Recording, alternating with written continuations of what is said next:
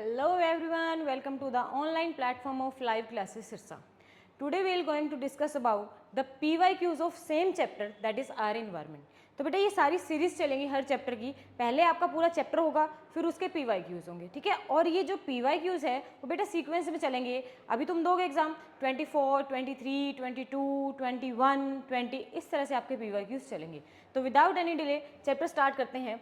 तो स्टार्टिंग वाले जो ये PYQs है ना रजे, स्टार्टिंग वाले ये PYQs हैं, ये मैं तुम्हें PYQ करवा रही हूँ 2024 के, ठीक है, 2024 के।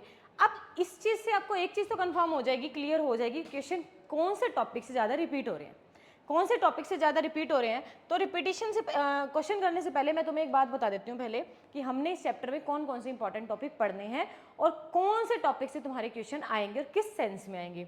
सबसे फर्स्ट क्वेश्चन तो आएगा बेटा, सबसे फर्स्ट क्वेश्चन तो आएगा फूड चेन, फूड चेन और फूड वेब में डिफरेंस, और फूड वेब में डिफरेंस हो गया जी। उसके बाद बेटा नेचुरल और ह्यूमन मेड इकोसिस्टम किसको कहते हैं, और क्वेश्चन आएगा कि उन्हें ये वाली क्यों बोलते हैं, मतलब नेचुरल को नेचुरल क्यों बोला जाता है, जैसे क्रॉप फील्ड आ गई उसको ह्यूमन मेड क्यों बोला जाता है, ये सारा बताना है। थर्ड क्वेश्चन यहाँ से क्या आ सकता है तुम्हारा बेटा, थर्ड क्वेश्चन आपका यहाँ से आ सकता है कि बायोलॉजिकल मैग्निफिकेशन से विजिबल है। ओके जी, बायोलॉजिकल मैग्निफिकेशन से 101% क्वेश्चन आएगा, बायोलॉजिकल मैग्निफिकेशन से क्वेश्चन आएगा। यहाँ पे क्वेश्चन क्या आएगा मेनली ये भी बता देती हूँ कि सबसे ज़्यादा इंक्रीजिंग कंसंट्रेशन किसकी बॉडी में पाई जाती है, ह्यूमन की बॉडी में। ऐसा क्यों, बिकॉज वो टॉप लेवल पर आ रहे हैं, ठीक है जी। उसके बाद क्वेश्चन ओजोन लेयर, ओजोन तो बेटा करके जाना ही जाना है, कैसे ओजोन बनी, कैसे डिप्लीट हो रही है, उसको प्रोटेक्शन करवाने के लिए क्या क्या कदम उठाए गए हैं, ठीक है। बायोलॉजिकल जो वेस्ट है उनको मैनेज करने के क्या तरीके हैं, बायोडिग्रेड को कैसे मैनेज कर सकते हैं, नॉन बायोडिग्रेडेबल को कैसे मैनेज कर सकते हैं, यहाँ से क्वेश्चन आएगा, ठीक है। और एक तुम्हें सीक्वेंस दे देगा, इसकी फूड चेन बनाओ, ठीक है। 10% लो तो करना ही है, तुम्हें कुछ अमाउंट दे देगा, बताओ सेकेंडरी कंज्यूमर टर्शरी कंज्यूमर पे कितनी अमाउंट रह जाती है, ठीक है। या उल्टा भी दे सकता है, स्टार्टिंग वाले पे मान लो पीकॉक पे दे दिया या कोई भी ह्यूमन में दे दिया, लास्ट में आ रहा है, बताओ ग्रास पे कितनी रह जाएगी, तो जोड़ते जाएंगे, ये आ सकता है। अच्छा, और एक क्वेश्चन अभी मैं बताती हूँ, हाँ फूड चेन बनाना भी आ सकता है, फूड चेन बनाना भी आ सकता है तुम्हें एक सीक्वेंस में, ये भी अच्छे से पता हो, ठीक है।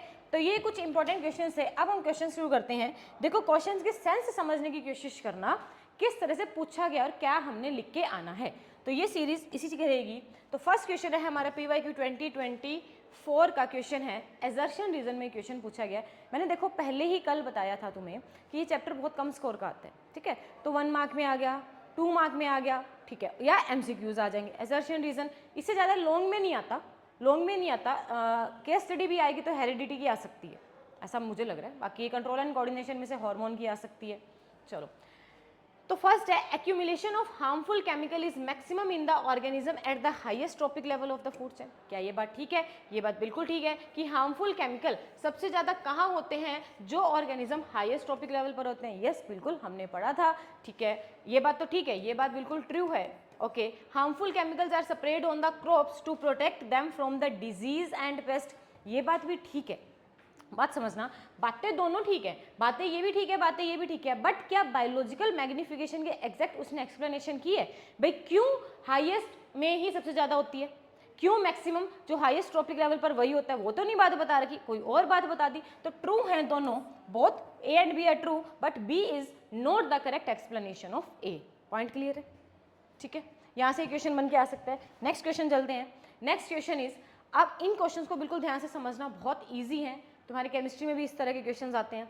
अ गैस एक्स, अब इतनी बात तो खटक गई कि हमने इस चैप्टर में ओजोन के बारे में पढ़ा, गैस है ना। A gas X which is deadly poison and found at the higher level of atmosphere. यहाँ तो समझ में आ गया कि बात तो बेटा ओजोन की चल रही है जो स्ट्रेटोस्फीयर में बनती है। अच्छा, मैं यहाँ से एक क्वेश्चन पूछना चाहूँगी कि ओजोन बेटा स्ट्रेटोस्फीयर में ही क्यों बनती है, उससे पहले जो लेयर आ रही है मेसोस्फीयर, उसमें क्यों नहीं बन रही, उसमें क्यों नहीं बन रही? बिकॉज क्योंकि जब अर्थ के सरफेस के नियर आएगी ना, तो अर्थ के लिए बेटा वो डेडली पॉइजन है, इसलिए उसको सरफेस से थोड़ा सा ऊपर बनाया जाता है। ओके, नेम द गैस, बता दिया ओजोन है। Function perform by this gas, it act as a blanket for the earth surface, provide shield to the earth surface, protect the earth surface from the direct UV radiations of sun, बिल्कुल ठीक है। Which chemical is link to the decrease in the level of this gas, इसकी level, इस gas का level किस वजह से कम हो रहा है, किस केमिकल की वजह से कम हो रहा है, CFC, chlorofluorocarbon. Okay, what measures have been taken by an international organization to check the depletion of layer containing this gas?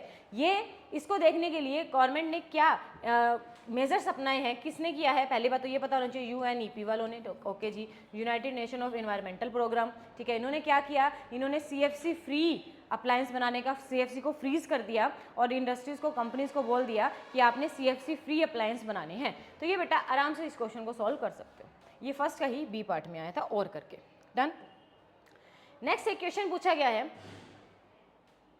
Next एक क्वेश्चन पूछा गया है, use of pesticides to protect our crops affect organism at various trophic level especially human beings, ठीक है जी।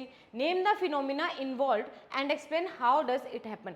Use of pesticides, क्या समझ में आ गया कि केमिकल का यूज है, केमिकल का यूज है तो मतलब फिनोमिना कौन सा हो गया, बायोलॉजिकल मैग्निफिकेशन, बात समझ में आ गई, biological magnification. And explain how does it happen, ये किस तरह से होता है, तो ये बेटा पूरा एक्सप्लेनेशन लिख के आएंगे कि सबसे ज़्यादा केमिकल कहाँ प्रेजेंट है बेटा, हमने जैसे फर्टिलाइजर्स वगैरह डाले, ठीक है, वो कहाँ चले गए, पानी में, पानी से, पानी किस में है, मिट्टी में। अब वो फर्टिलाइजर कहाँ आ गए, सॉइल में, सॉइल में क्या ग्रो करेंगे, प्लांट्स ग्रो करेंगे, तो अब उसको किसने ले लिया, प्लांट्स ने। अब हमें पता है ये केमिकल्स बेटा नॉन बायोडिग्रेडेबल होते हैं, ये बायोडिग्रेड नहीं होते किसी भी केमिकल की बॉडी में। अब उस प्लांट्स को कौन खाएगा, प्राइमरी कंज्यूमर वाला, तो वो एज अ नॉन बायोडिग्रेडेबल वो केमिकल कहाँ चले जाएंगे, प्राइमरी कंज्यूमर में। अब फिर नॉन बायोडिग्रेडेबल है तो प्राइमरी कंज्यूमर को कौन खाएगा, सेकेंडरी, तो अब उसकी बॉडी में चले जाएंगे, फिर उसकी बॉडी में। इस तरह से कंसेप्ट पूरा तुमने लिख के आना है, समझ में आ गया। डन। नेक्स्ट चलें। ओके जी, next question. Consider the following statement about ozone, ozone के बारे में बताना है कि ozone is a poisonous gas. Okay, ozone shield the earth surface from the infrared radiation, पहली बात तो यही पता लग रहा है कि सन की बेटा यूवी रेज से प्रोटेक्ट करके रखता है, ये बात गलत है। Ozone is a product of UV radiation acting on the oxygen molecule, बिल्कुल ठीक है। ऑक्सीजन मॉलिक्यूल पर जब यूवी रेडिएशन टेक प्लेस करती है तो O और O बनते हैं और ये अलग अलग O में जुड़ के क्या बनाते हैं, O3 की फॉर्मेशन करवाते हैं, ठीक है जी, प्रोडक्ट है। At the lower level of the earth atmosphere ozone perform the most essential function, क्या अभी मैंने बताया कि ओजोन को लोअर लेवल पर क्यों नहीं बनाते अर्थ सरफेस के, अर्थ के एटमॉस्फेयर पे, क्यों, क्योंकि अर्थ के लिए तो ये डेडली पॉइजन है, ठीक है, तो ये बात गलत है। हमें क्या बनानी है, करेक्ट स्टेटमेंट। करेक्ट स्टेटमेंट कौन सी, एक पॉइजनस गैस है, बिल्कुल ठीक है, और यूवी रेडिएशन को तोड़ती है, ये बात ठीक है, तो ए और सी हमारा इसका आंसर हो जाएगा। बहुत ईजी है, डायरेक्ट तुमने पढ़े हुए हैं, डायरेक्ट क्वेश्चन यहीं से आते हैं। नेक्स्ट, प्लांट, डियर, लाइन, एक फूड चेन दे रखी है। In the given food chain what will be the impact of removing all the organisms of the second trophic level, second trophic level को remove करने पर फर्स्ट और third पर क्या effect पड़ेगा। तो हमें इसके लिए पता होना चाहिए सेकेंड ट्रॉपिक लेवल पर कौन आता है, पता है, फर्स्ट, सेकेंड। अब कह रहा है कि सेकेंड ट्रॉपिक लेवल को रिमूव करने पर, सेकेंड ट्रॉपिक लेवल को रिमूव करने पर बताओ फर्स्ट और थर्ड पे क्या इफेक्ट पड़ेगा। बेटा अगर ये रिमूव होगी तो इसको खाने वाला कोई नहीं बचेगा, तो इसकी अमाउंट क्या हो जाएगी, इन्वायरमेंट में बढ़ जाएगी। अब ये मर गया तो इसको खाने के लिए, लोयन को खाने के लिए कुछ नहीं मिलेगा, तो ये क्या कर जाएंगे, डाई कर जाएंगे। समझ में आ गया, कल बताया था। तो क्या होगा, बता दिया। Will the impact be the same for the organism if the of the third trophic level in the above food chain if they were present in a food chain. तो क्या बताना है कि दोनों पे इम्पैक्ट क्या सेम रहेगा, नहीं, इसकी अमाउंट बढ़ेगी, इसकी अमाउंट कम हो जाएगी। समझ में आ गया, तो ये दोनों पे इफेक्ट इसका सेम नहीं रहता। डन, 2024 में आया है।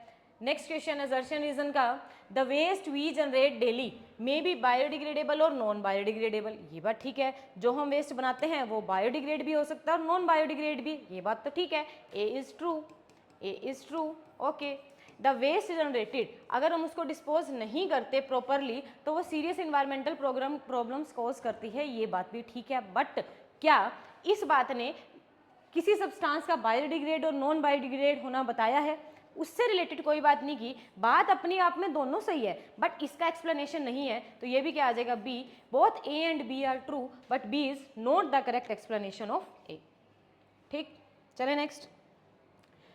Name the term use for the material which can not be broken down by the biological process. उसके लिए क्या टर्म यूज करते हैं जो नहीं बायोडिग्रेड होता, उसके लिए क्या यूज करते हैं, non biodegradable waste.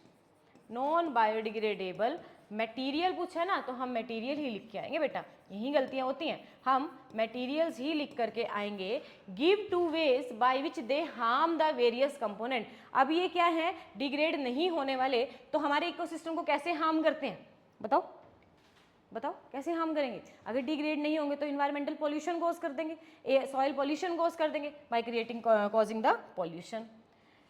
Next question, what are decomposers, let list two consequence of their absence in an ecosystem. और ये क्वेश्चन मैंने तुम्हें कल भी इंपॉर्टेंट में नोट करवाया था।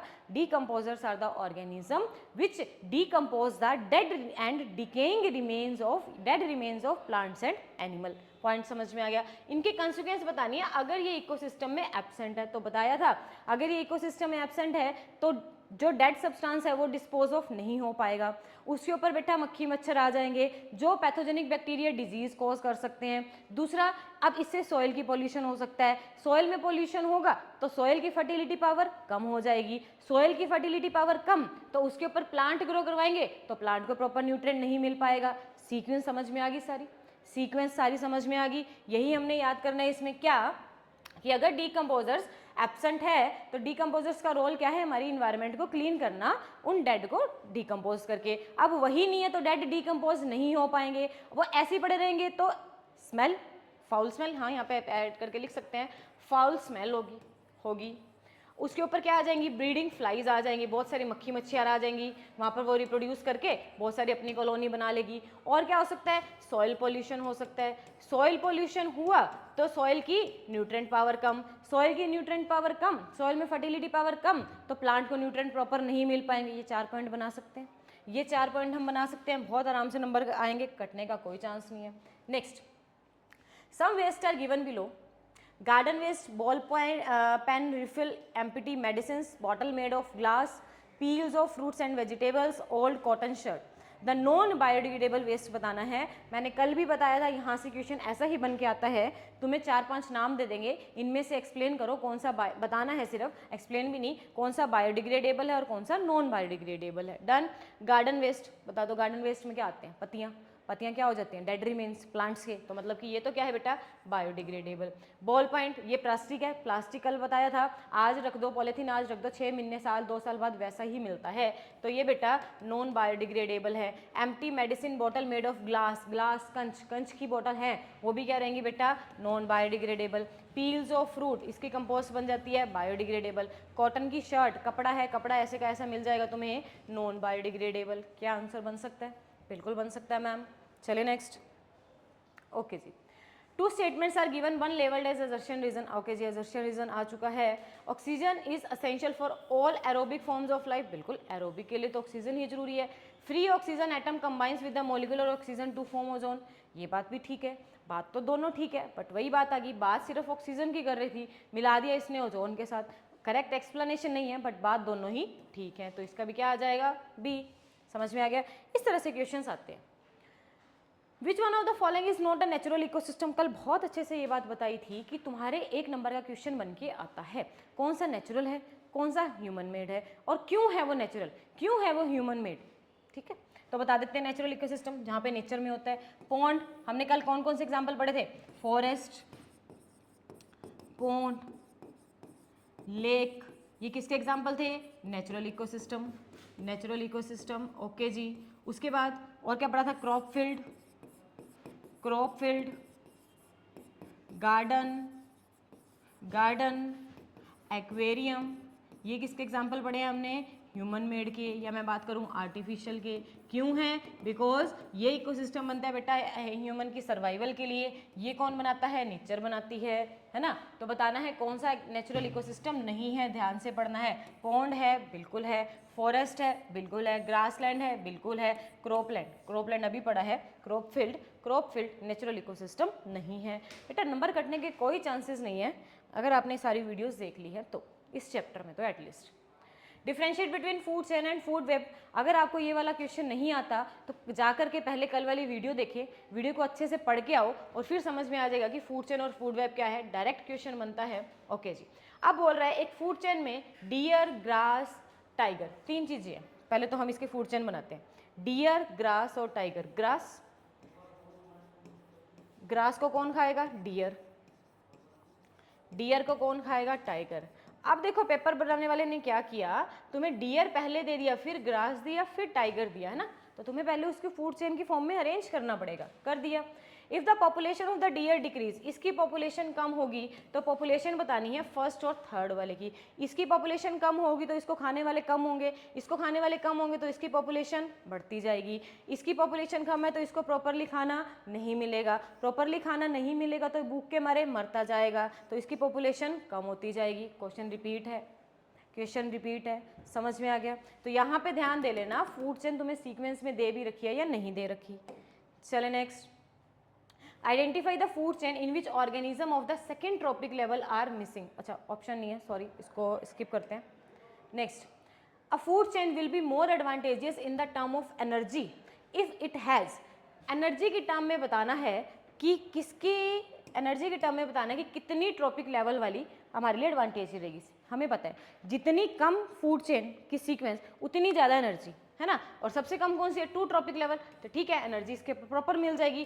3 वालों की इससे कम मिलेगी, 4 वालों को इससे कम मिलेगी, 5 वालों को उससे कम मिलेगी, तो सबसे ज़्यादा बता रहा है ना मोर एडवांटेजियस, तो हमारे लिए 2 सेकेंड ट्रॉपिक लेवल वाले, 2 ट्रॉपिक लेवल वाले। क्वेश्चन समझ में आ गया। Okay next question.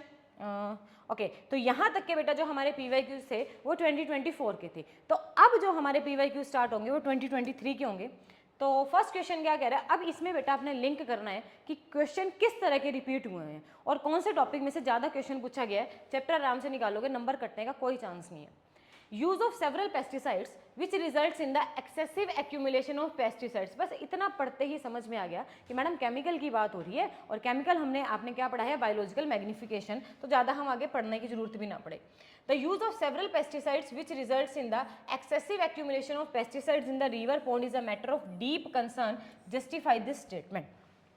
अब मैम इतनी बात तो समझ में आ गई कि बात चल रही है बायोलॉजिकल मैग्निफिकेशन की, तो वही कंसेप्ट सारा लिख के आएंगे। पहली बात लिखेंगे कि ये क्या है, रिवर और पॉन्ड में क्यों इकट्ठा हो रहा है, ड्यू टू द, रिवर और पॉन्ड से क्यों ऑर्गेनिजम्स में जा रहा है, due to the biological magnification.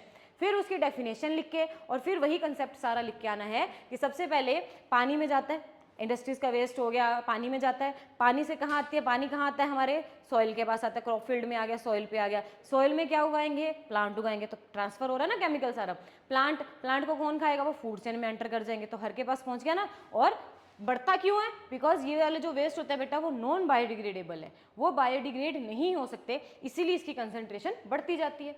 Question समझ में आ गया, इस तरह से बना के आना, 3 नंबर का आया, आराम से कर लोगे, कोई दिक्कत नहीं है। How is ozone formed in the higher level of atmosphere, कल बहुत अच्छे से बताया था कि ओजोन एटमॉस्फेयर के हायर लेवल में कैसे बनता है। तो सबसे पहले जब भी लिखना है तो हम लिखेंगे कि व्हाट इज ओजोन। ओजोन कितने मॉलिक्यूल हैं, कितने एटम जुड़े हैं ऑक्सीजन के, 3, O plus O plus O, 3 atom जुड़े हैं ऑक्सीजन के। ओके जी, बन गया। कहाँ बनी है, कहाँ बनी है, स्ट्रेटोस्फीयर में, कहाँ बनी है, स्ट्रेटोस्फीयर में, बन गया। बनी कैसे है, सबसे पहले बनी कैसे है, सबसे पहले वहाँ जो ऑक्सीजन है, वहाँ जो ऑक्सीजन है, विजिबल नहीं है आई थिंक, वहाँ जो ऑक्सीजन है, वहाँ जो ऑक्सीजन है उसको किसने तोड़ा, सन की यूवी रेज ने, बोथाई है, तो O प्लस O में तोड़ दिया। अब एक एक O बाकी ऑक्सीजन के साथ जुड़ेंगी और किसकी फॉर्मेशन करवा देगी, ओजोन की। कल करवाया था ना, नहीं याद तो जाके सबसे पहले वीडियो देख के आओ, रिवाइज करके आओ, फिर इस क्वेश्चन को सॉल्व करना, नंबर नहीं कटेगा कहीं भी। समझ में आ गया, done. Okay, damage to the ozone layer is a cause of concern, बिल्कुल डैमेज हमारा जो ओजोन लेयर का हो रहा है वो एक चिंता का विषय है। क्यों, क्योंकि अगर वो पूरी तरह से डैमेज होगी, डिप्लीट होगी, तो सन की यूवी रेज डायरेक्ट अर्थ के सरफेस पे पड़ेगी, और डायरेक्ट अर्थ के सरफेस पर पड़ने की वजह से हमें क्या क्या हो सकता है, डिफरेंट टाइप की बीमारियां हो सकती हैं, डिजीज हो सकती हैं, क्या स्किन कैंसर हो सकता है, और कोई म्यूटेशन हो सकती है, जेनेटिक म्यूटेशंस क्या होता है वो आगे हम पढ़ेंगे। और क्या हो सकता है बताओ, आईज में ब्लाइंडनेस आ सकती है, कैटरेक्ट हो सकता है, तो ये इसके क्या है, इसी वजह से ये कॉज ऑफ कंसर्न है। Okay next, although gardens are created by man but they are consider to be an ecosystem. Yes, बिल्कुल हमने पढ़ा है कि इकोसिस्टम के दो पार्ट कंपोनेंट्स होते हैं, natural ecosystem and human made ecosystem. अब क्वेश्चन क्या कह रहा है कि गार्डन्स को ह्यूमन बना रहे हैं, फिर भी हम इसको इकोसिस्टम में डाल रहे हैं, नेचर में नहीं डाल रहे, है तो इकोसिस्टम का पार्ट। कैसे? देखो, गार्डन में क्या हो गए? प्लांट्स। गार्डन में क्या हो गए? प्लांट्स, ठीक है, प्लांट्स सबसे पहले बने, ठीक है। उन प्लांट्स को किसने खाया? उस पर कौन बैठे आकर? इंसेक्ट। गार्डन में ही, गार्डन में ही। अब उस इंसेक्ट को किसने खाया? गार्डन में तो फ्रॉग भी आ सकते हैं, गार्डन में तो फ्रॉग भी आ सकते हैं, ठीक है। गार्डन में तो स्नेक भी चल के आ सकता है, गार्डन में तो स्नेक भी चल के आ सकता है, चलो, ठीक है। और प्लांट को खाना बनाने के लिए किसकी जरूरत है? सनलाइट की, सनलाइट की। और ये सनलाइट उसको कहाँ से मिलेगी? एबायोटिक कंपोनेंट से। तो क्या इस पूरे इकोसिस्टम में बायोटिक और एबायोटिक आपस में इंटरेक्ट कर नहीं रहे क्या? इंटरेक्ट नहीं कर रहे क्या? कर रहे हैं। और जिसमें इंटरेक्ट करते हैं लिविंग और नॉन लिविंग, उसे तो इकोसिस्टम बोलते हैं, whether it is made by man और it is made by nature. Question समझ में आ गया? यही लिख के आएंगे सारा as it is. Next question पर आते हैं। What is the difference between biodegradable and non biodegradable substance? I am repeating again. अगर अभी भी आपने नहीं चैप्टर पढ़ा तो जाके पहले वीडियो को अच्छे से पढ़ के आओ, देख के आओ, सुन के आओ, समझ के आओ, और फिर इस क्वेश्चन को सॉल्व करना, मुझे बताने की जरूरत ना पड़े। List 2 methods of safe disposal. Her question का आंसर बेटा, जितने भी PYQs हैं, हर क्वेश्चन का आंसर कल वाली वीडियो में है, उसको पहले पढ़ के आएंगे। तो सेफ डिस्पोजल बताने किसकी पूछी है बेटा? बायोडिग्रेडेबल की पूछी है, बायोडिग्रेडेबल की पूछी है। बस ध्यान रखना, हमने कल कितने सारे सेफ डिस्पोजल पढ़े थे?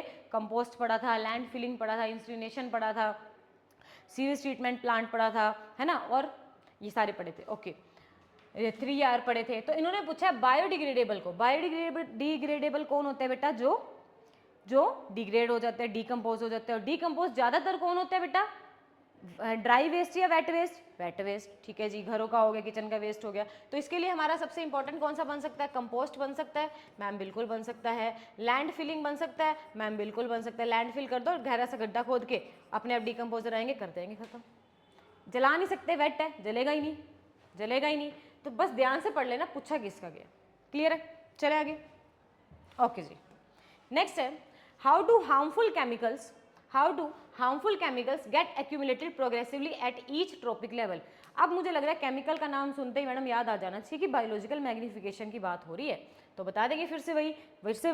सबसे पहले क्या होगा? डिस्पोज ऑफ पानी से होंगे। पानी कहाँ आएगा बेटा? केमिकल्स डिस्पोज ऑफ होंगे इंडस्ट्रीज से पानी में, रिवर बॉडीज में। पानी कहाँ आएगा बेटा? पानी सॉइल में, मिट्टी में आएगा। मिट्टी में क्या उगेंगे? प्लांट उगेंगे। ये सारा केमिकल ट्रांसफर हो रहा है। प्लांट किस में एंटर करेगा? फूड चेन में। प्लांट को कौन खाएगा? इंसेक्ट। तो बॉडी में गए इंसेक्ट की केमिकल। इंसेक्ट को किसने खाया? मैम फ्रॉग ने। तो केमिकल किसकी बॉडी में गए? फ्रॉग की बॉडी में। फ्रॉग को किसने खाया? मैम स्नेक ने। स्नेक की बॉडी में क्या गए? केमिकल। स्नेक को किसने खाया? मैम वल्चर ने। वल्चर की बॉडी में क्या गए? केमिकल। तो इंक्रीजिंग होगी ना कंसंट्रेशन। इंक्रीज क्यों होती है? ड्यू टू ये वेस्ट क्या होते हैं बेटा? नॉन बायोडिग्रेडेबल होते हैं, इसीलिए इनको क्या किया जाता है? कंसंट्रेशन बढ़ दी जाती है। ठीक है जी। अभी तक हमने PYQs पढ़ लिए बेटा 2024 के और 2023 के। अब हम PYQs पढ़ेंगे 2022 के। ओके, अब क्वेश्चन यहाँ से क्या समझ में आ गई? क्वेश्चन यहाँ से तो समझ में आ गया कि किस तरह से रिपीट हो रहे हैं। हमारे लिए ओजोन इंपॉर्टेंट है, हमारे लिए foods and food web important है, हमारे लिए बायोलॉजिकल मैग्निफिकेशन तो बहुत ज़्यादा इंपॉर्टेंट है। Why are crop field considered as artificial ecosystem? कल ही बताया है, 2022C में रिपीट हो रखा है। Why are crop field considered as artificial ecosystem? Crop field को आर्टिफिशियल इकोसिस्टम क्यों बोलते हैं? बिकॉज आर्टिफिशियल इकोसिस्टम में भी लिविंग और नॉन लिविंग इंटरेक्ट करते हैं दोनों कंपोनेंट, बट ये आर्टिफिशियली क्यों बनाया जाता है? फॉर देयर सर्वाइवल, ह्यूमन की सर्वाइवल के लिए। और इसमें क्रॉप फील्ड में क्या उगाया जाता है बेटा? एग्रीकल्चर की जाती है जो ह्यूमन को अर्निंग प्रोड्यूस करवाती है, इसीलिए इसको आर्टिफिशियल इकोसिस्टम में डाला जाता है। Right a common food chain of 4 steps operating in a terrestrial ecosystem. कल तुम्हें मैंने जाके वीडियो देखना, कल मैंने तुम्हें बेटा एक्वेटिक फूड चेन और टेरेस्ट्रियल फूड चेन के पूरी एक सीक्वेंस बताई थी। अगर एक्वेटिक आ जाए तो फाइटोप्लैंक्टन से शुरू करके शार्क वेल तक जाएंगे, और टेरेस्ट्रियल आ जाए तो ग्रास से शुरू करके वल्चर ह्यूमन तक जाएंगे, है ना। तो इन्होंने किसकी पूछा है बेटा? टेरेस्ट्रियल की पूछी है। 4 स्टेप बता दो, बहुत ईजी है। सबसे पहले हमने ग्रास ले लिया। ग्रास को किसने खाया? इंसेक्ट ने खाया। इंसेक्ट को किसने खाया? फ्रॉग ने खाया। बस ये तो रट लो। फ्रॉग को किसने खाया? स्नेक ने खाया। उसने 4 की पूछी है, ऐड कर दो वल्चर, ऐड कर दो वल्चर, कोई इशू नहीं है, 4 तो बना दिए हमने। अच्छा, अब ये क्वेश्चन यहाँ नहीं छोड़ के आना, तुम्हें मार्क्स लेने ना, बायो सब्जेक्ट ही थ्योरेटिकल है बेटा, टेम्पटेशन के नंबर होते हैं। तो हम यहाँ पर लिखेंगे ये प्रोड्यूसर्स हैं, ये प्रोड्यूसर्स हैं, ओके जी, ये प्राइमरी कंज्यूमर है, इस तरह से बना बना के लिखना है। ये सेकेंडरी है, ये टर्शरी है और ये टॉप कंज्यूमर है, ये क्वार्टरनरी। इस तरह से बना बना के लिखेंगे तभी बात बनेगी। अटेम्पटेशन के नंबर है बायो में, और क्या चाहिए तुम्हें, कोई न्यूमेरिकल थोड़ी सॉल्व करने हैं, है ना।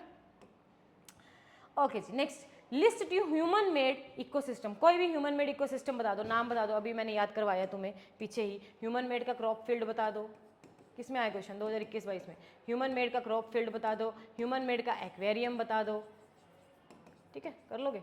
गार्डन बता दो, ठीक है। Okay, next question, we do not clean a pond in the same manner as we do in the aquarium. हमने घर में एक्वेरियम रखा हुआ है, उसको हमेशा साफ करने की ज़रूरत पड़ती है, बट पॉन्ड को साफ करने की ज़रूरत नहीं पड़ती, क्योंकि बेटा पॉन्ड एक नेचुरल इकोसिस्टम है और एक्वेरियम एक आर्टिफिशियल इकोसिस्टम है। नेचुरल इकोसिस्टम में डीकम्पोजर्स नेचर की तरफ से आएंगे और उसको साफ कर देंगे, बट एक्वेरियम में डीकम्पोजर्स अपने आप से नहीं आएंगे, हमें ऐड करवाना पड़ेगा डीकम्पोजर्स को, तभी वो जाकर उसको क्लीन करेंगे। इसीलिए आर्टिफिशियल नेचुरल और आर्टिफिशियल होने की वजह से हमें इसको साफ नहीं करना पड़ता और इसको साफ करना पड़ता है। क्वेश्चन काफ़ी ज़्यादा इंपॉर्टेंट है, तुम्हारे हाफ ईयरली में अगर जिसके भी ये चैप्टर आना है पूछा जा सकता है, ठीक है। Next question, in the following food chain. अच्छा, अब इसको ध्यान से समझना क्वेश्चन को, justify your answer. In the following food chain only 2 joule of energy was available to the peacock. Peacock के पास 2 जूल एनर्जी है, how much energy would have been present in the grass. मतलब उल्टा आ रहा है ये, तुम्हें फूड चेन दे रखी है, फूड चेन में क्या क्या दे रखा है बेटा, ग्रास, ग्रास के बाद क्या दे रखा है, grass hopper, grass hopper, grass hopper के बाद क्या दे रखा है, फ्रॉग। अच्छा, आप देखो इस क्वेश्चन में बेटा यहाँ एरो नहीं लगा रखा, तो कंफ्यूज मत हो जाना, लगा लेना, क्योंकि स्नेक और पीकॉक 2 अलग अलग ऑर्गेनिजम्स हैं। स्नेक और स्नेक के बाद कौन है हमारा, पीकॉक। पीकॉक, फूड चेन समझ में आ गई।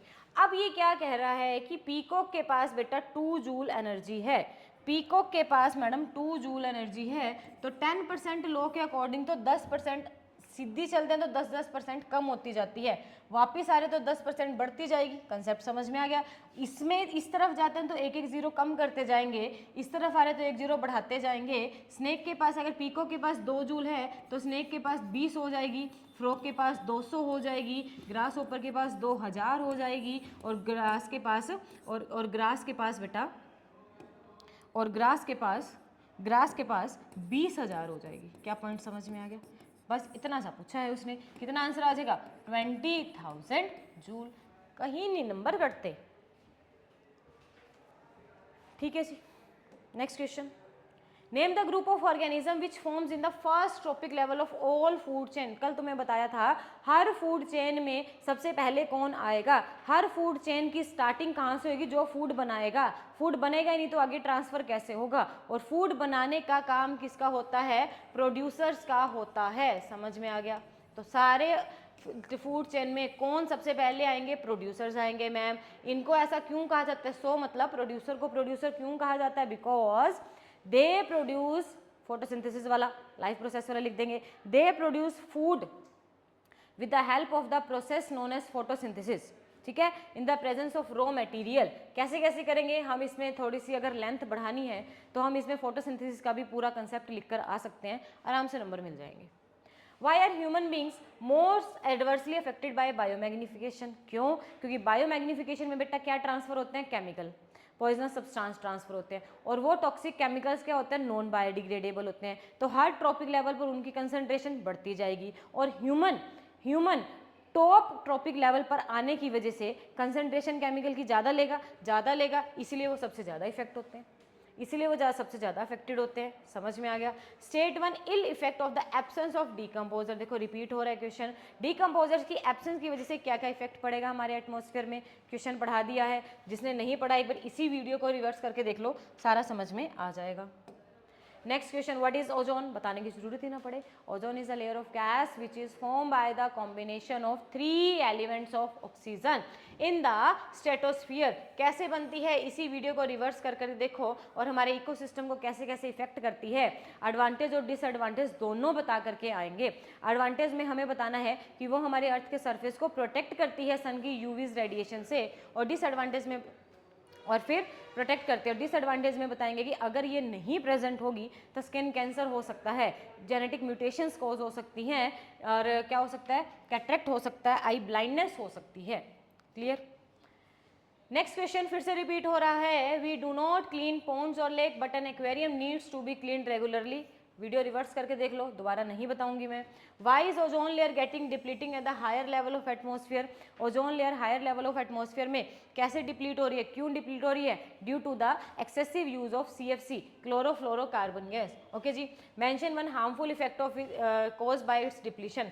अगर ये डिप्लीट होती जाएगी तो एटमॉस्फेयर में इसका हार्मफुल इफेक्ट क्या पड़ेगा। अगर बेटा ये डिप्लीट होती जाएगी तो सन की यूवी रेज डायरेक्ट अर्थ के सरफेस पर पड़ेगी, अर्थ के एटमॉस्फेयर पर पड़ेगी, जिसकी वजह से क्या होगा बेटा, वही चीज़ स्किन कैंसर हो जाएगा, आई ब्लाइंडनेस हो जाएगा, कैटरेक्ट हो जाएगा, है ना। अब क्वेश्चन बेटा, एक क्वेश्चन है यहाँ पर 2021 का, what are consumers, name 4 categories under which consumers are further classified. Consumers are the organisms which directly or indirectly consume food from the producers. ठीक है, हो गई डेफिनेशन। कौन सी 4 कैटेगरी है, सबसे पहले कौन आते हैं बेटा, प्राइमरी कंज्यूमर, फिर कौन आते हैं, सेकेंडरी कंज्यूमर, फिर कौन आते हैं, टर्शरी कंज्यूमर, फिर कौन आते हैं, क्वाटरनरी कंज्यूमर, और क्वाटरनरी कंज्यूमर को ही क्या बोला जाता है, टॉप कंज्यूमर। क्या कोई दिक्कत है इसमें, क्या कोई दिक्कत है, नहीं दिक्कत है। अब लेंथ बनानी हो तो इनके बारे में थोड़ी थोड़ी बात लिख दो। ये प्रोड्यूसर से अपना खाना लेंगे, सेकेंडरी प्राइमरी वालों से लेंगे, टर्शरी सेकेंडरी वालों से लेंगे, टॉप टर्शरी वालों से लेंगे। इनकी वजह से खाना लेंगे तो साथ साथ में बायोलॉजिकल मैग्निफिकेशन का कंसेप्ट भी लिख देना। खाना लेंगे तो साथ में इनकी बॉडी में हार्मफुल केमिकल्स भी जाएंगे, हार्मफुल केमिकल जाएंगे तो जो टॉप कंज्यूमर पर है, टॉप लेवल पर है, वो मोस्ट एडवर्सली इफेक्ट करेगा, वो मोस्ट एडवर्सली इफेक्ट करेगा। क्या क्वेश्चन समझ में आ गया, क्या क्वेश्चन समझ में आ गया। तो बेटा इस चीज़ से ये बात तो क्लियर होगी कि मैंने तुम्हें जो 5-6 टॉपिक बताए ना, इनको बहुत अच्छे से पढ़ के जाना। नहीं याद तो मेरी वीडियो जा करके देखो, सारा कंसेप्ट क्रिस्टल क्लियर हो जाएगा। फिर भी कोई डाउट आते तो कमेंट में बताओ, और इनसे बाहर क्वेश्चंस नहीं आते, घुमा फिरा के इनको ही पूछेगा। तो ये हमने 4 साल के क्वेश्चन करे हैं। फिर भी कोई डाउट आता है तो करो। आगे मिलेंगे आप नए चैप्टर के साथ, नई सीरीज के साथ। तो stay tuned with our live classes Sirsa. Bye bye.